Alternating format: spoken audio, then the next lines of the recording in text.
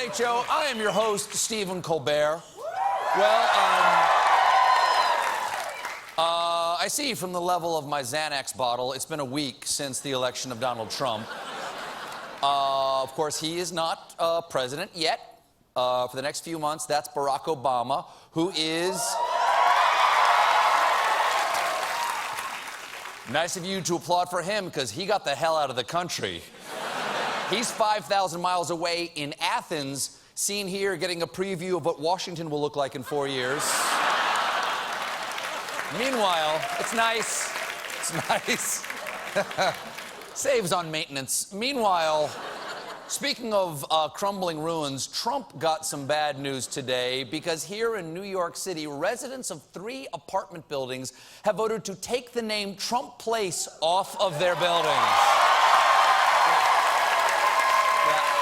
Just clink, clink, clink. They want a name that's less embarrassing, so they use the same letters to spell out rectal pump. Very nice. Very nice. I see it. Yeah, just wrote that. Yeah, of course. Nice grab. Which is where Trump gets most of his ideas. Now, Trump's transition into office seems to be going a little rough because he has fired the head of his transition team, Christie, and replaced him with Mike Pence. And apparently the sacking was ordered by Trump's son-in-law, Jared Kushner, seen here firing your dad one day before Christmas. Christie was the attorney who prosecuted Kushner's father for tax evasion, witness tampering, and illegal campaign contributions. So the son-in-law, who has the ruler's ear, is purging those who wronged his family. This is like Game of Thrones, except I definitely don't want to imagine any of these people having sex. Now, I just want to take a second. I just want to take a second here. Sure, I know Jared's kind of fit. He's kind of fit. Maybe so. Now, Jared, I know you're trying to connect with your wife's dad, but can't you do normal son-in-law things? Just drive to Home Depot while reading signs out loud, or watch a college football game together in silence. There has got to be something the two of you have in common. Hey, you both think Ivanka's hot. Talk about that. So, we're not making that up, by the way. I didn't make that up. So, we're all left guessing who Trump will appoint to his cabinet. Yesterday, it looked like Rudy Giuliani was going to be Secretary of State. Today, it sounds like he's back to just being a pair of chattering teeth glued to a whoopee cushion.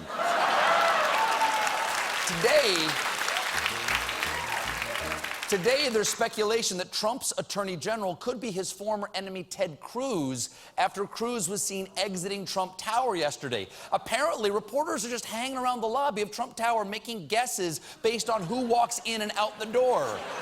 My money's on Attorney General pizza delivery guy. But, just in case, if it is Ted Cruz, how would that work? Would President Trump call him Attorney General Lion Ted Cruz, or is it Lion Attorney General Ted Cruz? I'm not sure what the proper name is.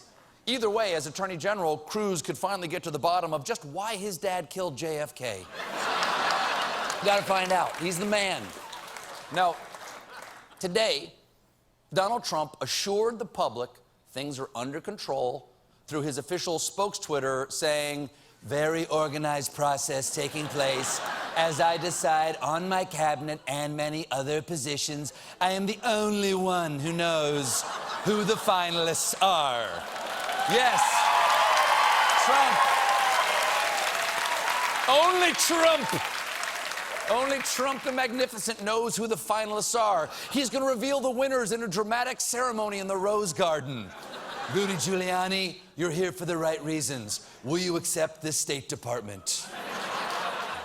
Trump also tweeted about Clinton winning the popular vote. If the election were based on total popular vote, I would have campaigned in New York, Florida, and California, and won even bigger and more easily. See, he didn't even want to win the popular vote, just like I didn't want a date for prom. Frees you up to make out with any girl there, if I wanted to, but I didn't feel like it. Now, I think that for the president-elect to be tweeting at all, it's just weird. It just feels strange, doesn't it? So why is Trump doing it? Well, a member of the transition team says he has a very good reason. Well, I can tell you this, the pressure that has got to be on President-elect Trump is immense. The enormity of the job ahead of him. And so I would have to say, if this is his way of relaxing, God bless him. Relaxing? Let him absolutely. If this is what he has some fun with and he finds this relaxing and his entertainment, let him go with it. Is this really how we're going to treat the commander-in-chief? He likes it, it's fun, okay? Let him play with the button. It calms him down. It's shiny and red like a toy. He paws at it. It relaxes him. What happened to Germany? He's relaxed anyway. Now, I'm going to call bull on this. Twitter isn't Trump's.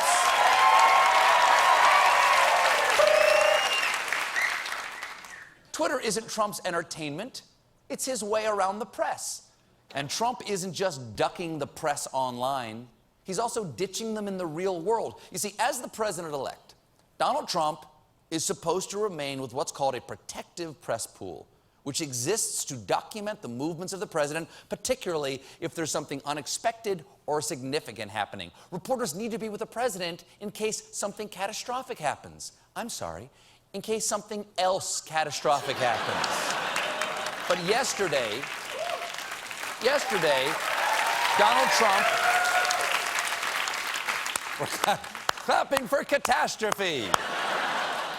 But yesterday, Donald Trump and his folks told reporters he was in for the night, then went out for a steak dinner. The only way we know he did that is a reporter managed to get into the restaurant because she made a reservation. So don't worry, journalists.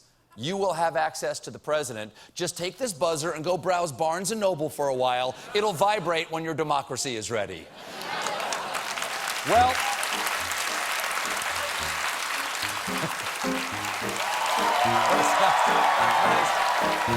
we've got a great show for you tonight. Stick around. Marion Cotillard is here. Dev Patel is here. And when we return, I'll talk Russia with a special celebrity guest. Stick around.